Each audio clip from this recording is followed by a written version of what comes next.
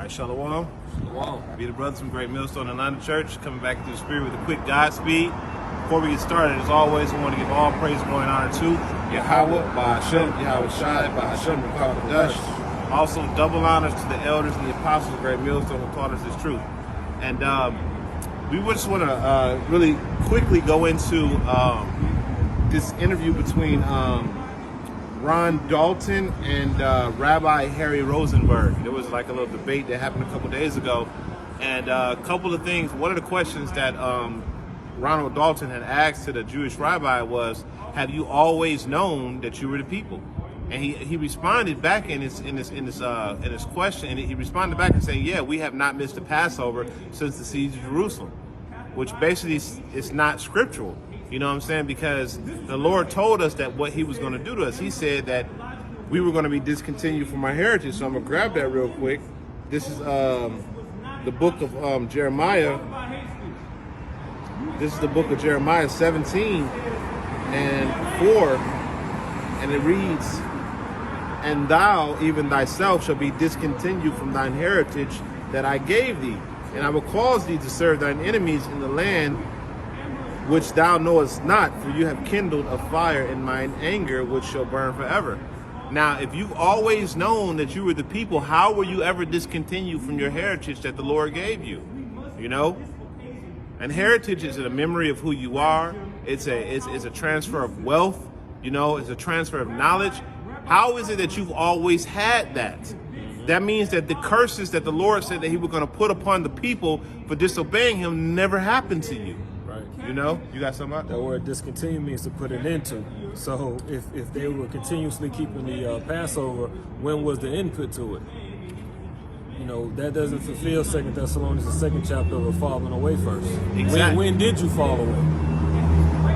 You ain't never fell away, man. Yeah. You know what I'm saying? And they had that falling away had to come so the man of sin can be revealed, as the brothers brought out. And now the man of sin is being revealed. That man that is the wickedest of all the men on the earth. Now this is a book, Who is Esau Edom, you know, by Dr. Charles Wiseman.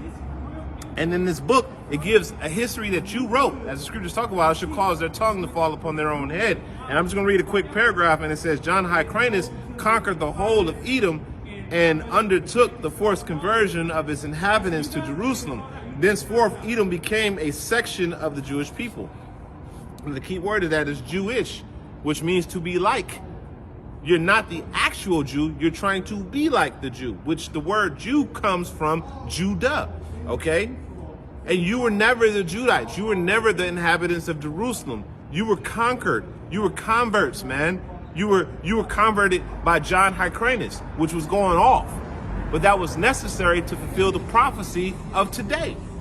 See, because if you weren't never converted to being a Jewish convert, then a bastard would have never dwelled in Ashdod, because we would have always known who we are. If we were not taken away from our heritage, we would have stayed where we were. We would have tried to get Jerusalem back, you know? But the Lord had to take that from us to fulfill prophecy.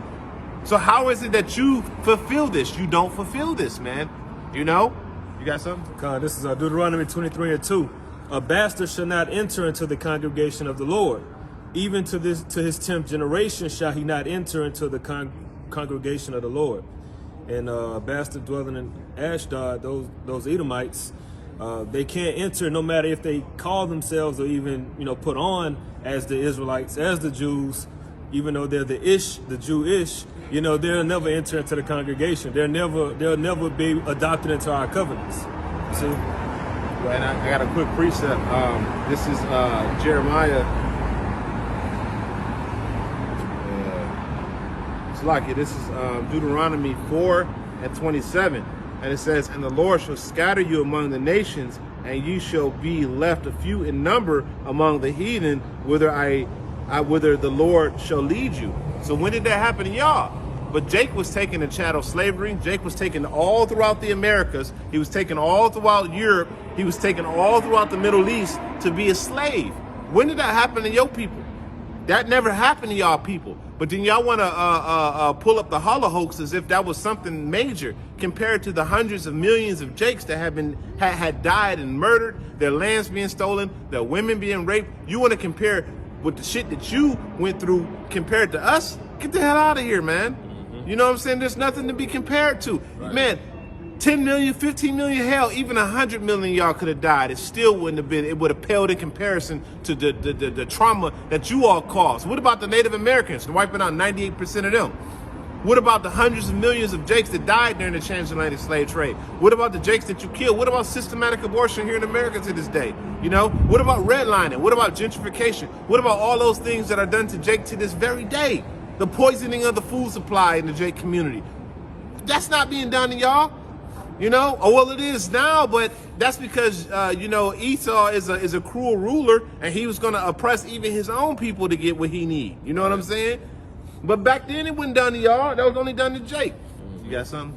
Yeah, and I wanted to go into that word ish, and I wanted to grab a precept real quick, because this word ish is a suffix, right? And it means somewhat, in a way, not exactly. Now, Job 15 and verse 5 says, "For thy mouth uttereth thine iniquity, and thou choosest the tongue of the crafty. Thine own mouth condemneth thee, and not I. Yea, thy own lips testify against it." So their own lips, they're testifying that they're not exactly the Jews. They're not exactly, they're somewhat. All right, so you devils is finished, man. Y'all through. and the thing is, the reason why this is such an uproar is because if we remember who we are, that means that you're going to get revealed on who you are. Right. You see, you don't want the world to know that you're the wicked of the earth. Because if everyone knows that you're the wicked of the earth, then guess what? Now we have someone to point the world's problems to. Yeah. You see, all this shit is not just happening. It's being caused, and you're the cause. So I got one more precept, and then unless you have something else, we can wrap up on this. This is Baruch chapter. This is Baruch chapter 2, verse. I'm gonna start at verse 30, and it says, "For I knew that they would not hear me, because it is a stiff-necked people. But in the land of their captivities, plural. That means there's more than one. That means we're scattered everywhere. They shall remember themselves." And shall know that I am the Lord their power, for I will give them an heart and ears to hear, and they shall praise me in the land of their captivity and think upon my name. You see, the Lord said that we're going to think upon his name. And who is the only group that's primarily calling out to the name Yahweh Shem Yahweh Shai? That done put away all them other names. It's the men of great millstone. We're meditating upon our names, and in the land of our captivity, we are proclaiming, we're professing the name of Yahweh Shem Yahweh Shai. And that's causing a problem because that interrupts your rulership. Yeah, the two witnesses with the testimony. So that's now the problem is brewing now, because for the longest we didn't have that testimony. We weren't the witnesses at the moment. So they were able to proclaim themselves and profess themselves to be the Jew, but the ish, all right, not exactly, somewhat. So now the two witnesses have been resurrected to dry bones, and now we're saying, no, wait a minute, you're not them. That's us. That's us. Right? So, hey. So with that, you know, we pray this is an edifying, quick lesson, and we're going to give end it by giving all praise, glory, and honor to Yahweh, Ba'ashem, Yahweh Shai, Ba'ashem, Rakakadash. Double honors to our elders and apostles once again. To the next time, we say shalom. Shalom.